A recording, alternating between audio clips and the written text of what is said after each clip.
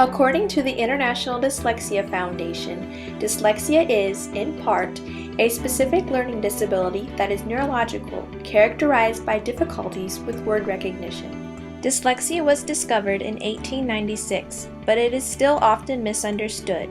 With recent studies, it is now thought that Muhammad Ali, Winston Churchill, and Alexander Graham Bell have a dyslexia diagnosis.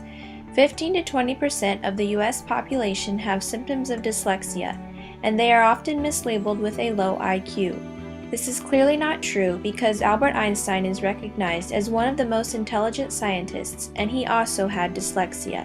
Mislabeling individuals with dyslexia leads to feelings of misunderstanding. I felt misunderstood when I was in school. Dyslexia recognition can help eliminate the negative connotations of dyslexia. Dyslexia is a lot more than just turning things backwards. There's a whole disorientation that goes on in a child's mind. Students with dyslexia often come to solutions differently than other students and may struggle in the conventional classroom. Dyslexia, we like to take shortcuts to different things, like with the different problems in classes, but in the public school or traditional classroom, you have to go step by step. Things just don't make sense. They don't go together like how they would for other people. I have to read it a couple times in order to understand it. Dyslexia may create problems, but it comes with benefits as well. We found that because of the disorientation, at the same time it can cause problems, it was actually a help for her with her creativeness. The dyslexia has definitely helped me a lot in music. And Jordan's highly intelligent. His IQ is extremely high. It was just that he had difficulties when it came to reading and writing. In our research and interviews, we found several methods to help students with dyslexia in the classroom.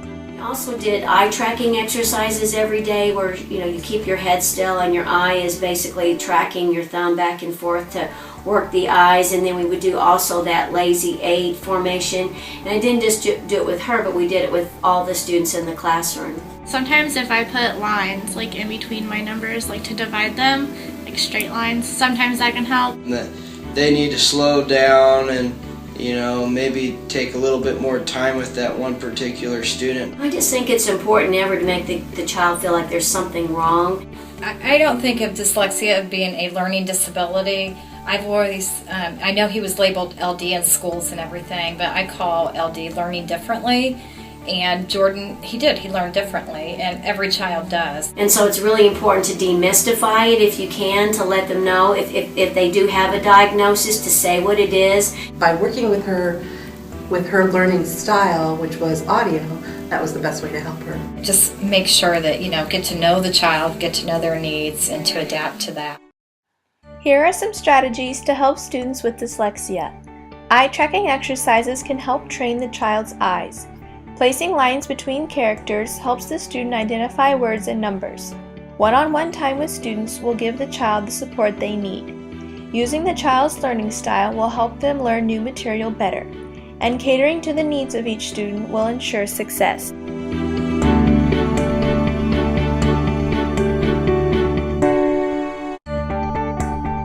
They just don't understand that I'm just a regular person. I just learn differently. We chose to look at it as a gift.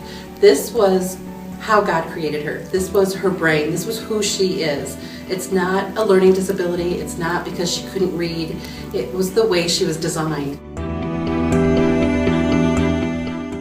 The Gift of Dyslexia by Ronald Davis is a great resource to explain how dyslexia is a gift. This book provides strategies to help children learn to read.